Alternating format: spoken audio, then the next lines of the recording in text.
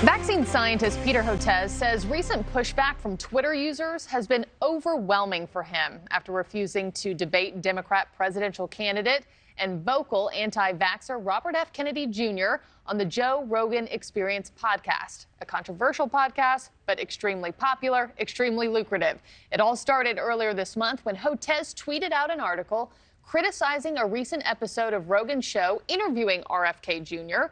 Rogan has since offered to donate $100,000 to a charity of Hotez's choosing if he agrees to debate the presidential candidate on that show. Other top Twitter users, like the platform's owner, Elon Musk, have chimed in to show support for the idea to open dialogue on vaccines. What's the back and forth here?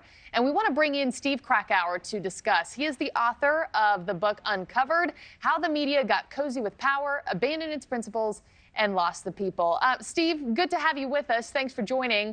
If Hotez is so confident the science supports his vaccine stance, wouldn't this be an easy debate for him with RFK Jr.?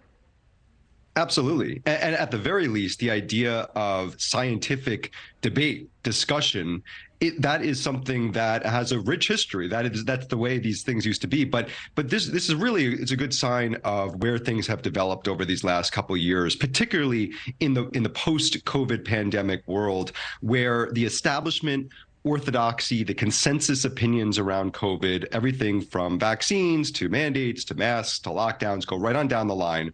There has not been a debate or discussion, and at the very least, we can say that these topics, there's nuance to them. It's worthy of a discussion. Now, we can debate whether RFK is the person to debate about it, but there's no incentive for Dr. Hotez to go on Joe Rogan to do this because he is pushed from the establishment. I mean, he can say he's getting pushback on Twitter, but he's not getting pushback from the average establishment person in the media side, the corporate media side, and so you think he's not doing this because of what he's seeing on Twitter? I mean, if this would be easy for him, if it'd be good to have this kind of scientific political debate, is that his main point as to why he's not open to the discussion? Is just fire that he's received online, you think?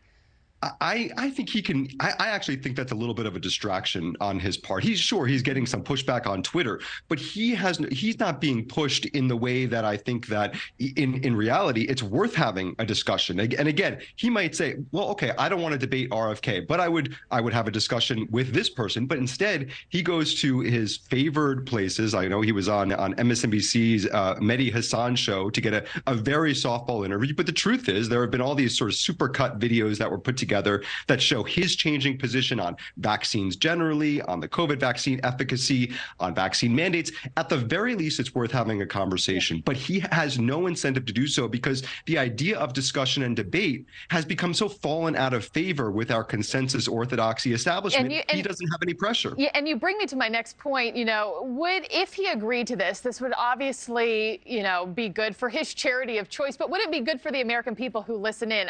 This is the most popular podcast, Joe Rogan's podcast. Would this actually be civil discourse, do you think? I mean, what would the American people actually get out of it if they did go kind of head to head here?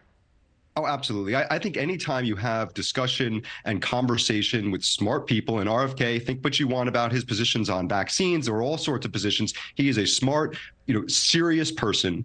This would be beneficial to the American public. And to be honest, Dr. Hotez has been on Joe Rogan's podcast before, several years ago.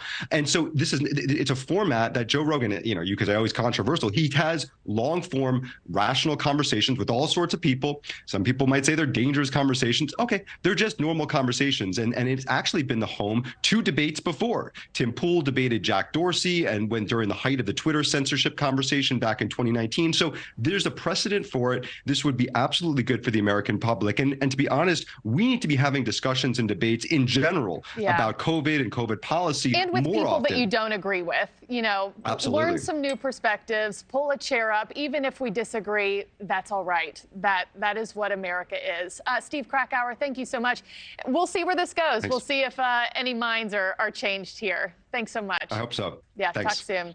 Thank you for watching. Go to newsnationnow.com to find NewsNation on your television provider. And don't forget to click the red subscribe button below to get more of NewsNation's fact-driven, unbiased coverage.